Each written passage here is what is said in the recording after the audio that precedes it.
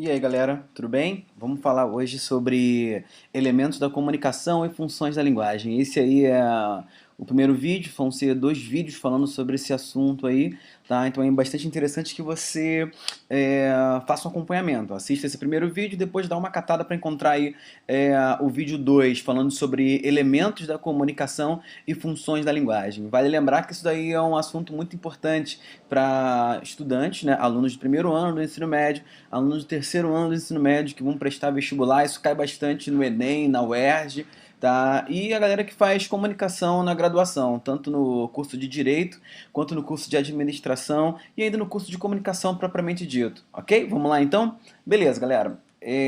Aqui você tem, tá? Primeiro passo, elementos da comunicação. Na verdade, o foco dessa aula é explicar como são as funções da linguagem, mas só que para explicar como são as funções, como elas funcionam, as funções da linguagem, é importante que antes de qualquer coisa nós entendamos aí como funcionam os elementos da comunicação, beleza? Então olha só, vamos imaginar o seguinte, tá? Para que a comunicação exista, tá? Há necessidade de 6 elementos, tá? É importante que 6 elementos estejam ativos. Nós chamamos esses elementos de elementos da comunicação, ok? A gente vai entender que, na verdade, com esses 6 elementos, a comunicação ela tem uma grande chance de ser bem estabelecida entre pelo menos dois indivíduos. Chamamos de diálogo porque vem de dois, tá? Então, comunicação sendo estabelecida entre dois indivíduos. Vamos pensar assim, olha só. A gente tem aqui esses dois indivíduos e para esses dois indivíduos nós vamos dar os seguintes nomes. Esse primeiro aqui, nós vamos dizer que ele é o emissor, ok? Ele é o emissor ou o remetente, tá? Cada gramática, cada referência bibliográfica dá um nome diferente, tá? Então vamos botar aqui remetente. E é óbvio, o remetente, ele remete uma mensagem, tá? Então, remetente remete uma mensagem. Essa é a mensagem, ok? Então, o remetente, ele remete uma mensagem, esse envelope aí está representando a nossa mensagem, e essa mensagem, para ser entendida, ela precisa estar aplicada a um contexto, tá? Então, existe um contexto, que é um contexto situacional, ou um contexto de uso, né? Vai depender aí de como você está trabalhando, como você está desenvolvendo, a gente vai entender isso melhor a cada passo, tá? Então, o remetente, ele envia uma mensagem que deve estar aplicada a um contexto para um destinatário. Então, o destinatário é a pessoa que recebe a mensagem, tá? Então, a gente fala que o calma aí, destinar. A gente fala que são dois falantes, ok? São dois comunicadores aí. O remetente, tá? Ele é um falante ativo, ok? Vamos botar aqui falante ativo, porque é ele que está aplicando a mensagem nesse momento, tá? Então, falante. Mas o outro nós não chamamos de ouvinte, tá? Então, o falante ativo é o cara que está desenvolvendo a atividade, tá? Falante ativo, o cara está desenvolvendo atividade linguística. E a outra pessoa que está recebendo, a gente chama de destinatário, a gente não vai dizer que ele é simplesmente um ouvinte, ele é um falante, só que passivo, tá? Um falante passivo. Por que que a gente fala que ele é um falante passivo?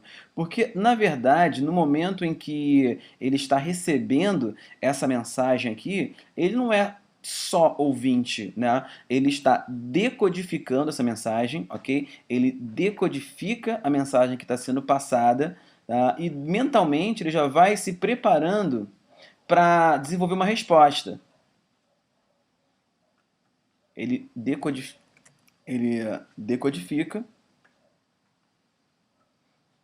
decodifica a mensagem, né, e já se prepara para ser, na sequência, né, de passivo, ele se prepara para ser um falante ativo também, ou seja, né, ele vai participar, senão você não tem um diálogo, você tem aí mais um monólogo, né? Então a gente vai dizer que ele é, calma aí, ele é um falante passivo,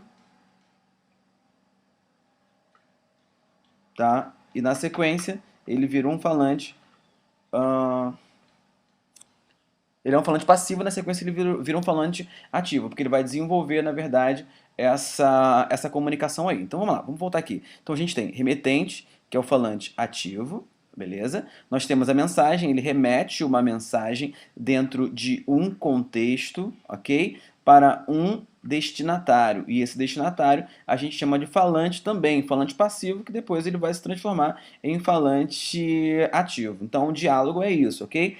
Por que que ele é falante e não simplesmente o ouvinte? Porque ele, ao receber a mensagem, ele mentalmente faz um processo, ele decodifica aquela mensagem e já se prepara para dar uma resposta, né, para esse falante, para que a gente possa ter aí, nesse caso, um diálogo, né?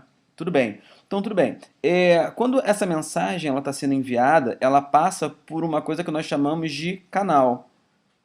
O que é canal? Se eu estiver falando com você, o meu canal é a boca, tá? Então a boca é o canal. Mas se eu estiver, ao mesmo tempo que falando com você, estiver gesticulando, andando para um lado e para o outro, isso é interessante porque, na verdade, você não perde, né, a atenção do teu destinatário, né? É interessante você não só falar, não só o seu canal não ser simplesmente a sua boca, mas todo um corpo, toda uma questão gestual e tal. Você não perde a atenção do seu destinatário, né? E você tem como um todo, um canal como um todo, assim, não só a boca. Se eu estiver conversando com você, o canal é a boca, o canal sou eu. Se por um acaso você estiver lendo uma revista, o canal é a revista. Se você estiver assistindo a televisão é o canal e tudo mais. Então o canal, na verdade, é de onde sai a mensagem. Você pode entender uma relação remetente-canal como uma relação metonímica. Como assim uma relação metonímica? O canal é a parte, né?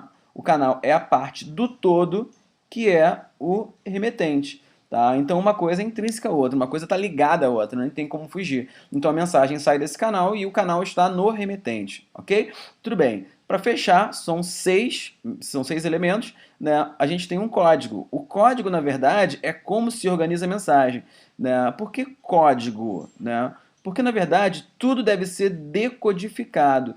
A língua, ela é um código que precisa ser decodificado, tá? Então, tudo bem, você até pode falar assim, poxa, é um código, cara. Fala sério, eu não preciso decodificar nada, porque o cara vai falando, eu vou entendendo perfeitamente o que ele está falando para mim. Sim, mas é porque você está acostumado. Se eu utilizar uma palavra complexa, uma palavra que de repente você nunca tenha ouvido na sua vida até então, com certeza você vai procurar essa palavra, pelo menos o significado dela, em um dicionário, porque o dicionário, né, na verdade, um ambiente textual que traz a explicação de todas as palavras. Tá? Então, se você não sabe a palavra, obviamente você vai ter que decodificar. Ou se você não tem um dicionário à mão, é o que eu sempre falo com os alunos, você não conhece aquela palavra, não tem dicionário à mão, o que você vai ter que fazer? Você vai ter que aplicar aquela palavra, aquele código, a um contexto textual, a um contexto de uso, né? Ou seja, relacionar aquela palavra a todas as outras palavras do enunciado para saber o significado dela. Né? Então, quer dizer, o código é a língua, o código é como essa mensagem se estrutura, ok? O código, se você precisa decodificar, se eu utilizasse uma outra língua, você com certeza não entenderia, você precisaria decodificar, né?